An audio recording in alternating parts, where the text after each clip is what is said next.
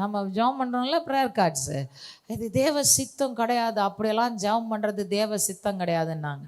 இந்த வசனத்தை வாசிக்கல போல். எப்போவுமே மக்களுக்கு நீங்கள் ஒன்று செஞ்சீங்கன்னா குற்றம் கண்டுபிடிக்கிறதுக்கு 1008 வழியை கண்டுபிடிப்பாங்க. ரைட்டா? நமக்கு தேவனுடைய வார்த்தையை தெரிஞ்சதுனால யார் என்ன சொன்னாலும் கவலைப்படாமல் நம்ம பாட்டுக்கு செய்கிறத செஞ்சுட்டு போயிட்டே இருக்கணும். வழங்குதா? ரைட். இங்கே என்ன சொல்லுது?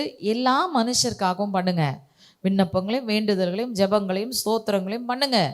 ஆனால் நீங்கள் நல்லா பக்தியோடும் நல்லொழுக்கத்தோடும் கலகமில்லாமல் அமைதியில் உள்ள ஜீவனம் பண்ண வேண்டும் என்று சொன்னால் ராஜாக்களுக்காக பண்ணணும், அதிகாரம் உள்ள யாவருக்காகவும் அதை நீங்கள் செய்ய வேண்டும். ரைட். ஸோ முதலாவது நான் சொன்னேன், தேசத்தில் உள்ள, மாநிலத்தில் உள்ள, பட்டணத்தில் உள்ள, உங்கள் ஏரியாவில் உள்ள ஆத்துமாக்களுக்காக ஜெபிங்கன்னு சொன்னேன்.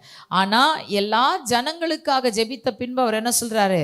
அதிகாரம் உள்ள யாவருக்காகவும் ஜெபம் பண்ணுங்க. அப்போ என் தேசத்தின் மேலே, என் மாநிலத்தின் மேலே, என் பட்டணத்தின் மேலே, நான் இருக்கிற இடத்தின் மேலே. ரைட். உங்களுக்கு ஒரு லோக்கல் ஏரியா கவுன்சிலர் இருக்காங்கல்ல, அதிகாரம் உள்ளவர்கள் தானே. ஸோ இவங்களுக்காகவும் நீங்கள் என்ன செய்ய வேண்டியதாக இருக்கிறது? ஜெபிக்க வேண்டியதாய் இருக்கிறது.